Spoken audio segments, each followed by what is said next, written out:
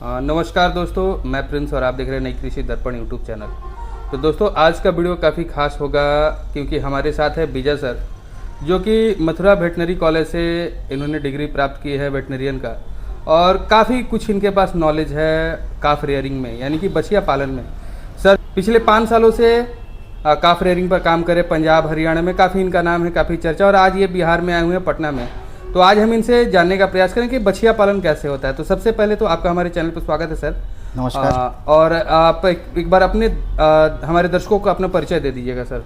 सबसे पहले तो सभी पशुपालक भाइयों को नमस्कार जी। और प्रिंस जी को, जो कि इस YouTube के माध्यम से सभी किसानों को सही जानकारी पहुंचाने का काम कर रहे हैं।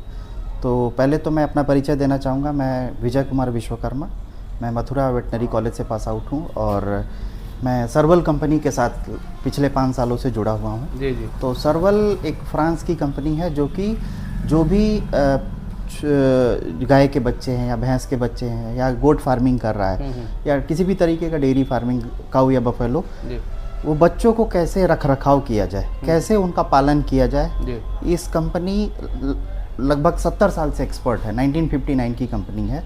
भारत में लगभग इसको 5-6 साल हो गए अभी आए पूरे, और ये बनाती है स्पेशल मिल्क रिप्लेसर। तो अभी क्या है कि उसके बारे में ना बात करके हम सर बात करते हैं कि बछिया पालन, लोगों को ये बहुत ही लोग इसके बारे में कम ही जानते हैं। ठीक है। और मैं समझता हूँ कि बछिया पालन करेंगे तभी डेयरी का भविष्य तय हो पाएगा, अच्छा भविष्य तय हो पाएगा। तो बछिया पालन कैसे करने, काविंग का सीजन भी आ रहा है अभी के समय तो में। देखिए देखिए अभी सर क्या है, सभी फार्मों पे जो काविंग शुरू होने वाला है, चाहे गाय का पालन हो जो कर रहे हैं या भैंस का पालन कर रहे हैं, तो हम लोग इन चीज़ों से काफ़ी दूर हैं। कि जैसे बछड़ी पालन जिन स्टेट में हो रहा है, जैसे कि पंजाब और हरियाणा में आप लगातार नाम सुन रहे होंगे कि हाँ, यहाँ पे अच्छे से डेयरी फार्मिंग होती है। तो अच्छे से डेयरी फार्मिंग इसलिए हो रही है क्योंकि वहाँ पे बच्चों का रख रखाव अच्छे से पहले होता है। उनकी प्रायोरिटी होती है कि जो बच्चे आ रहे हैं उनका रख रखाव अच्छे से हो। तो अभी जैसे मान लीजिए गाय या भैंस ब्याह गई, तो आपको क्या करना है, 4 दिन तक उसको पहले भरपूर मात्रा में खींच देना चाहिए, और उसकी जो नाभि है उसको 7% आयोडीन सॉल्यूशन लेके उसको डिप करना चाहिए, या बीटा आयोडीन अगर कुछ मिल जाए। और कोशिश करिए बच्चे को और जो गाय ब्याने वाली है उसको पहले अलग कर दें। वो साफ़ सुथरे जगह पे, ऐसे जगह कर दीजिए कि किसी भी तरीके का ना तो बच्चे को इन्फेक्शन लगे ना तो गाय को इन्फेक्शन लगे। और उसके नाभि, जैसे ही गाय ब्याह गई तो पहले सबसे पहला प्रथम काम आपको करना है, उसकी नाभि को सुरक्षित तरीके से कट करके बांध देना है और उसमें डिप करना है आयोडीन सॉल्यूशन, 7% आयोडीन सॉल्यूशन।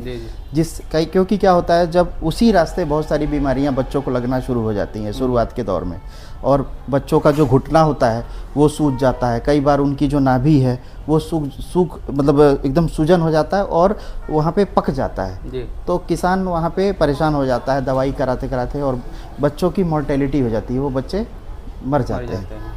तो ये सबसे पहला प्रथम काम है। उसके बाद 4 दिनों तक पहले आधे घंटे में ज़्यादा से ज़्यादा मात्रा में उसको कोलेस्ट्रॉम, जो कि खीस कहते हैं जिसको, वो प्रोवाइड करना है, क्योंकि पशु को क्या करना है, हमको उसकी इम्यूनिटी बढ़ाना है। तो 4 दिनों तक ये आपने काम कर दिया। 4 दिनों तक 10 से 12% खीस मिलना चाहिए बच्चे को। उसके बाद से आपको मिल्क पिलाना है, दूध कितना मिलना चाहिए, 3 महीने तक मिलना चाहिए।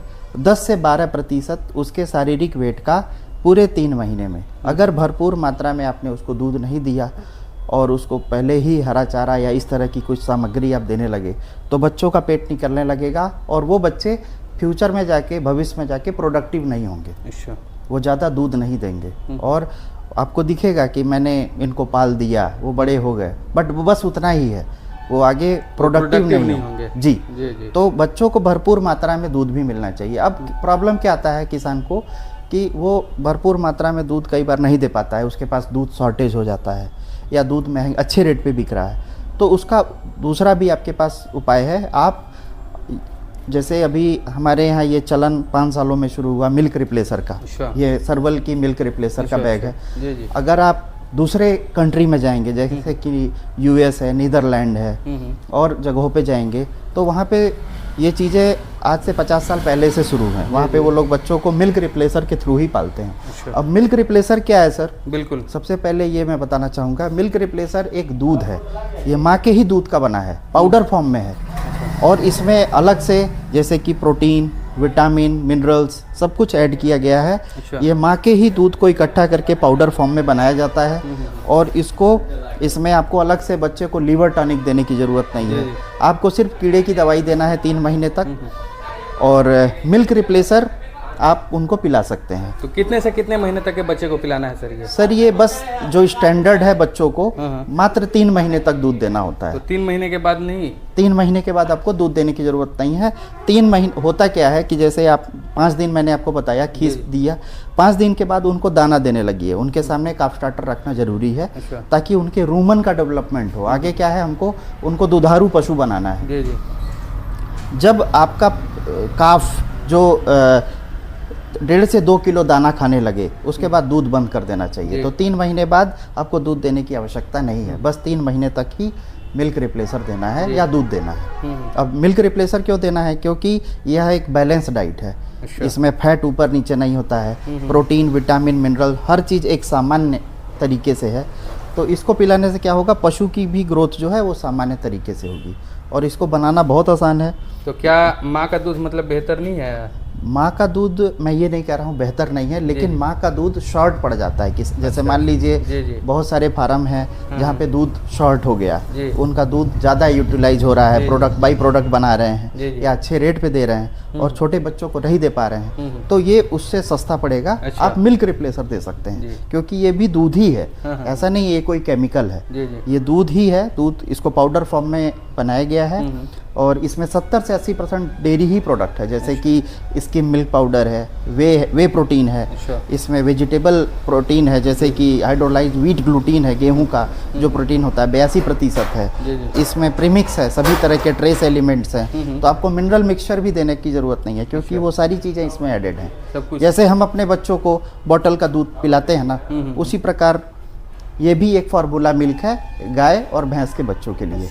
अच्छा, अब दूसरी चीज़ मैं बताना चाहूँगा, कोशिश करिए कि थन से दूध ना पिलाएं, बोतल से दूध पिलाइए। बोतल से क्या होता है, जैसे ये 2.5 लीटर का माप है, जब किसान थन से दूध पिलाता है तो उसको पता ही नहीं लगता है कि बच्चा कितना दूध पिया।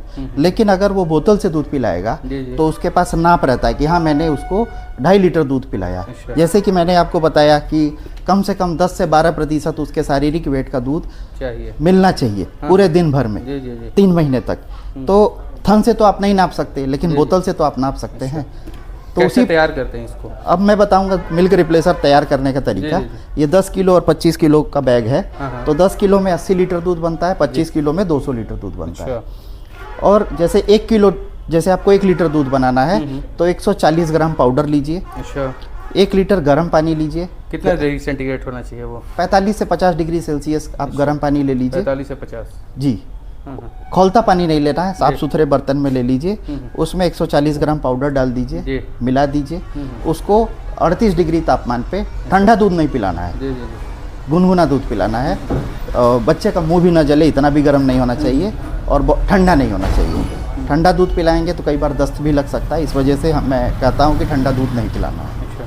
तो ये पिलाने का तरीका है सर। 3 महीने तक आप इसका पशुपालन अपने जो भी पशुपालक है अपने बच्चे को ये मिल्क रिप्लेसर पिला सकता है। ये कितना गर्म होना चाहिए? ये भी तो मायने करते हैं। 45 डिग्री का तो मतलब वो पानी आपको चाहिए जी, लेकिन ये कितना गर्म होना चाहिए पिलाने के लिए? ये 38 डिग्री जो 38 डिग्री जी 38 डिग्री तापमान पे आपको पिलाना है इसको। अच्छा, तो इससे बच्चों का काफ़ी अच्छा ग्रोथ होगा। इससे प्रतिदिन आप 800 से 900 ग्राम प्रतिदिन का ग्रोथ ले सकते हैं। अभी जैसे पंजाब में हम बछिया तैयार करते हैं तो वो लोग क्या करते हैं कि वेट भी नाप के रखते हैं, बर्थ वेट, जन्म के वक्त कितना वेट हुआ। तो जब वो 3 महीने में वेट कैलकुलेट करते हैं तो 1 कुंटल क्रॉस कर चुका होता है बच्चा। मतलब प्रतिदिन 800-900 ग्राम प्रतिदिन का ग्रोथ ले रहा होता है। लेकिन उसको आपको सही तरीके से करना है। और कोई भी जानकारी आप लेना चाहते हैं तो मेरा पर्सनल नंबर है 8840596884। तो आप इस पे कॉल करिए, मैं आपको काफ रियरिंग के बारे में भरपूर जानकारी दूंगा और मैं चाहूँगा कि आप सक्सेसफुल डेयरी फार्मर बने। तो अब बात आती है कि इकोनॉमिकली किसान को क्या बेनिफिट होगा इसमें? जैसे मान लीजिए अभी दूध का रेट क्या है सर? अभी तो मान के चलिए 40 है। 40, तो ये आपको मान के चलते हैं। हाँ, तो ये आपको 32.5 रुपया लीटर पड़ रहा है। ये 34 रुपया। तो देखिए अगर ये पिलाता है तो 7.5 रुपये का प्रॉफिट हो रहा है। ये पिलाता है तो 6 रुपये पर लीटर का प्रॉफिट होता है। जी सर। जी। और साथ में एक बैलेंस डाइट मिल रहा जी, है, जी। उसको लिवर टॉनिक या किसी तरह का मिनरल मिक्सचर अलग से नहीं देना है, और ग्रोथ भी अच्छी आ रही है। जी।